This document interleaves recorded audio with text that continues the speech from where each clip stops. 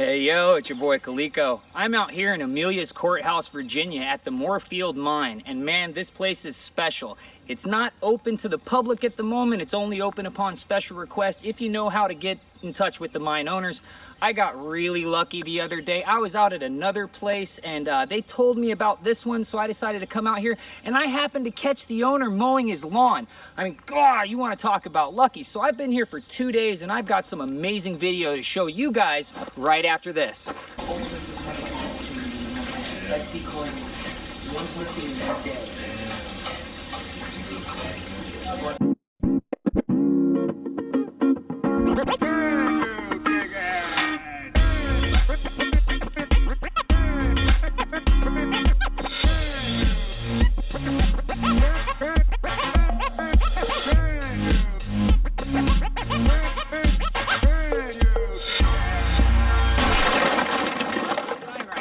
As accurate as it gets for any of the mines I've been to so far, because most of them I've been to are either open pit or generalized tourist style feed digs, whereas this one is an underground tunnel mine that has amazing size minerals that come out of the ground, a bit of a tour every now and then, and at the same time has a flume for the kids and the family.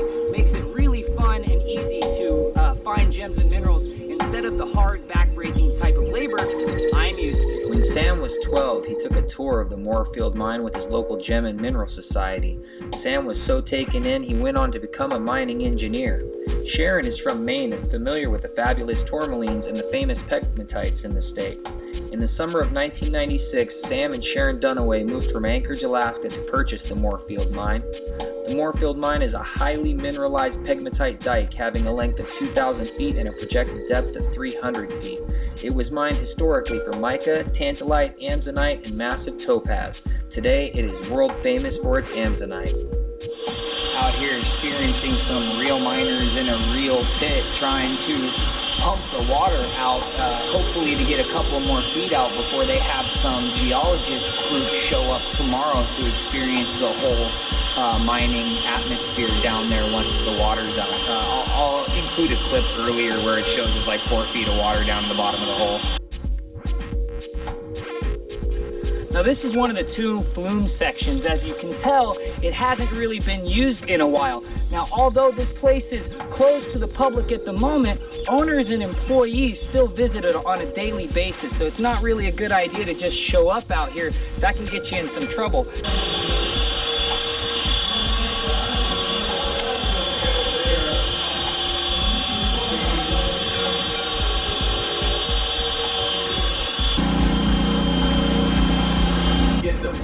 Warm air down into it. We have a ventilation problem during the summer.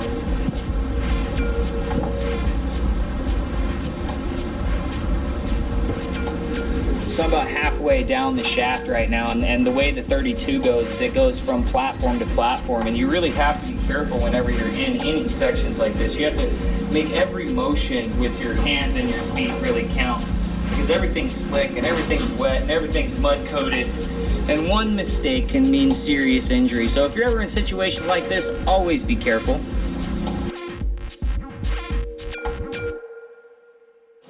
Pegmatite pinch out, the vertical pegmatite. All this is albite, sodium feldspar, the white rock. The white? Yeah, it's our main rock here. Albite? Albite. Sodium? Sodium what? Feldspar. Sodium feldspar. They used to mine this for the bathtubs and sinks. Oh, really? Yes, that was one of the things they mined it for. They didn't want money. It was an open pit to start with. And it's very pure, and they were using that. And that's what lots of the pigmatites they use that for. Oh, I didn't know that. They were using those for bathtubs and stuff. Is that before porcelain? Yes. Sinks and... Yeah, I mined this about one season. And I just went straight in. I took the center of the core, and all the goodies are in the middle. So I took that. If you can see the roof here, you get an idea of what was in there before. Most pigmatites, the center of the pigmatite has a smoky quartz core. Ours is just tenuous, and that more another shot of sodium came in and started to dissolve some of the quartz. So you see the pattern of the quartz, but usually see the host rock, which is the gneiss.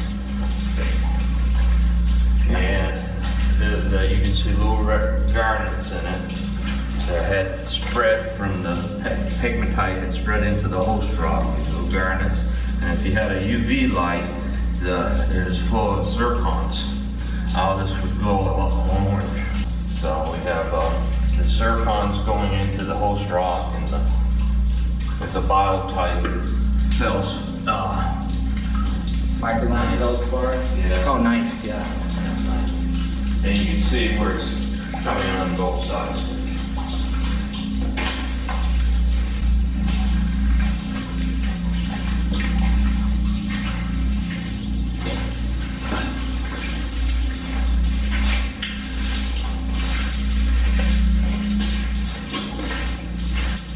We have a mud seam here. This place is full of mud seams. And the vertical ones you don't mock, but this is a horizontal mud seam up here, and it was just mud holding the rock up. It's like a peanut butter and jelly sandwich. Like pocket clay, huh? Yeah, and once we cut in here, the water started washing the mud out, and this whole thing started to sag on us. We came back in and had to take it out. So now there's no more mud seam there, huh? Well, you can't see any above it, but yeah, the mud's gone, but that was an old mud seam. And as I say, the whole ceiling here started to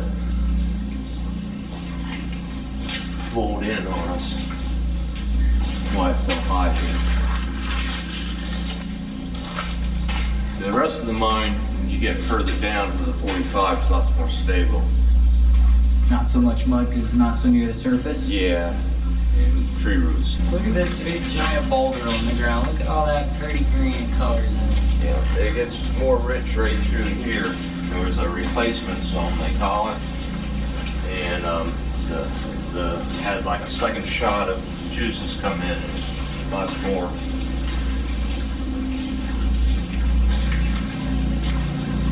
You always got to watch your head when you're leaving these places. You can see how much Look grit at- I there didn't is. even notice that on our way Yeah, in. it's very dirty. See how much damage.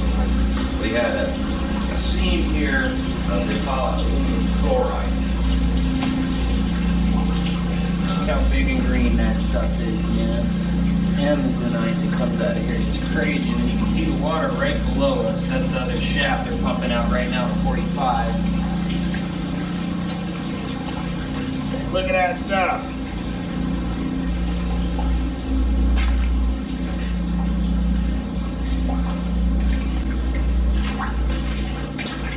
We have a little bit of pyromorphite here. It's yellow-green. Oh yeah, I see it behind you there. Let's see what I can point out. So the mica here is zimwalite. It is a iron lithium mica.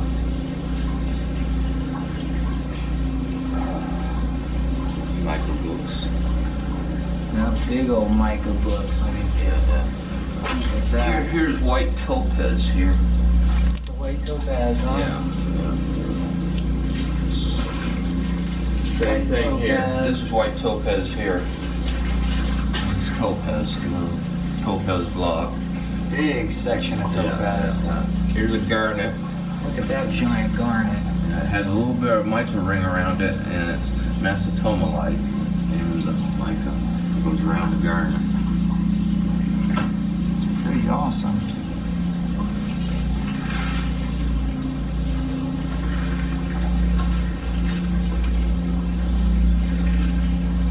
Why is this walled up like this? Okay, if you look in there, Bill dug this tunnel over here, and it's when it was an open pit. It was very, as you saw how rich the rock was behind you. Yeah. Well, they were chasing it from the surface, and they came down more than Bill thought, and he ran into what was the shaft going down from the surface, Ah. and it had filled in Over since time. the 40s.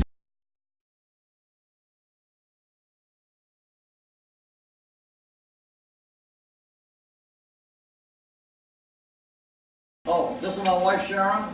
She's the boss of everything on the surface up here. So, and then Mark Wiley, is a miner extraordinary. He's been mining here for years. And in Alaska. Wave, Mark. You get to mine in Alaska with it, yeah. Well, actually, he was mining ice in Alaska. Yeah. Underground tunnels. To try to get that water down so that y'all could get on, at least get on the two of the levels, the main level. You sure you don't want me to turn that off for this, for the door? You can turn it right off. I'll go in. I'll turn it off, you give the speech. I want to see the where they're sitting down there. You know, ladders, just 3 points of contact all the time. They're nasty right now because of mine being flooded.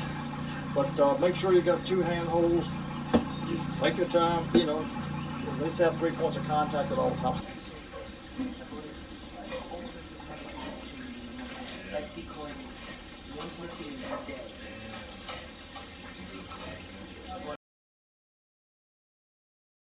Now yesterday, this place was completely underwater. I have video of them trying to pump it out. It was completely underwater yesterday. We were looking at the yellow gate to try and judge how deep it was. And it was like 4 feet, 5 feet. Today we're like an inch, 2.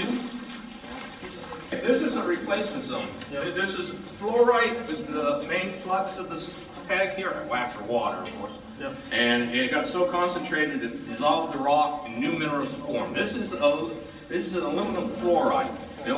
They have a big one in Greenland when they first found it, and this is cryolite. It's been weathered away, and it has a rim of prosophyte. Prosophyte, we have this purple color. That's prosophyte. Sure, yeah. Okay. Cryolite, famous from the Greenland peg, in that it lowers the temperature of aluminum by 1,000 degrees. It could actually, you know, they used to cap skyscrapers with aluminum caps on it because it would cost more than gold.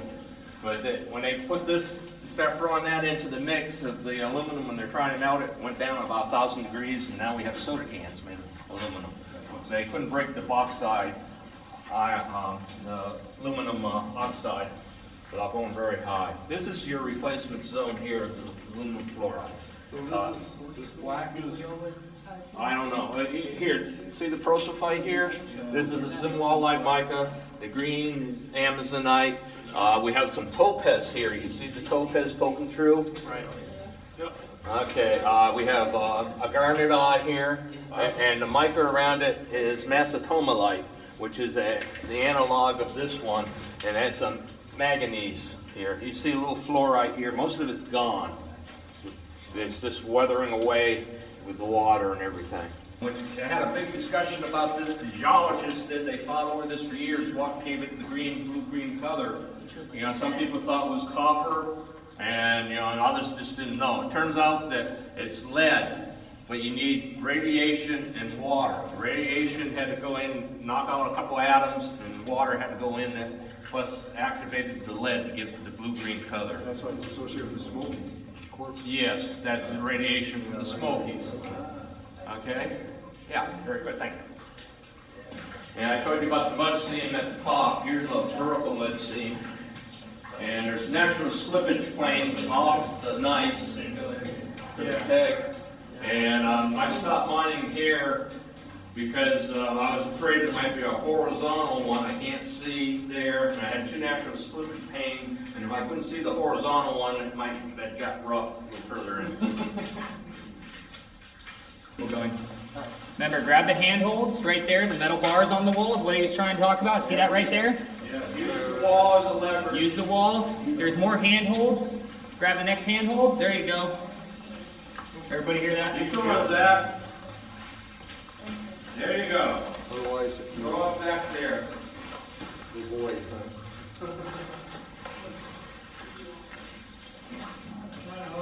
You are a geologist, right? Yeah. Okay. This the pegmatite is cutting the host rock, the gneiss, and now we have the diabase dike cutting the peg and the host rock.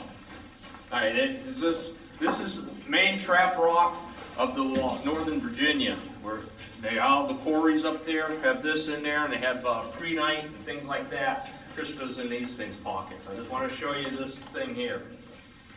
This came up about, the peg is about 250 to 300 million years. This came up about another million years. This is another lava flow. The pegmatite is a lava flow, but it's very wet, has lots of water in it. That's why you have the big crystals. This was very dry. This is the same thing, lava, but it is very dry, and you can very hard to see the crystals. This is feldspar.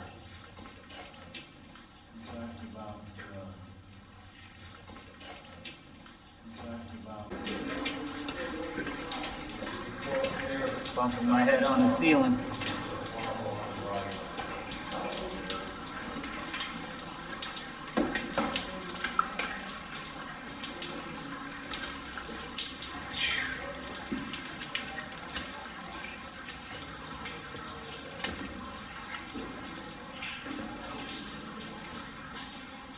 So you would drive the ore down these and get it out of it? We have a bucket we were Okay. It's on the surface. That goes 115 feet.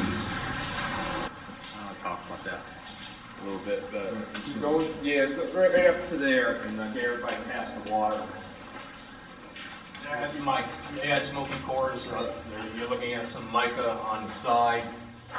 Okay, mica becomes more muscovite here and then we get the biotite up there. We had some great books through here. But, okay, back to the burl. Everything gets so much fluoride over there. And then during the World War II, we have this metal in here called tantalite. It was used for walkie-talkies. It was critical when their supply from Australia was cut off by the Japanese. So they went into different pegmatites and start mining the tantalite out of it. Also, we have burl in here, which I'll show you one in a little bit. And they use that for the bomb because beryllium, the element, repels the neutrons and keeps the nuclear chain reaction going. So they came in and took all the burl they could find also. Then, after the war, the prices wasn't worth it and they stopped mining. But it was an open pit. The government wanted to see if they could mine a vertical pegmatite. This is 48 during the middle of the Cold War. So they came in and sunk the shaft. They sunk the main shaft back there at 48, went down 115, came over here and came up. And this is the end of it. They made a big J. And then they tacked up and left, and the prices of mica could be cheaper in India, and the place became a duck pond. Until Bill Bosley, the owner before Sam, he opened it up as a recreation thing and started mining the mines we just went through here. This 45 section, and he saved the rock on the 45, and Sam continued to practice. So we usually have bats in here, but it's been quite wet for them. I tell you what, being underground like this is quite an experience and definitely an adventure. Now, I've been in caves before in a couple of different spots in the country, but this is my first time being in an underground actual operational mine, and it's definitely pretty dramatic and pretty cool.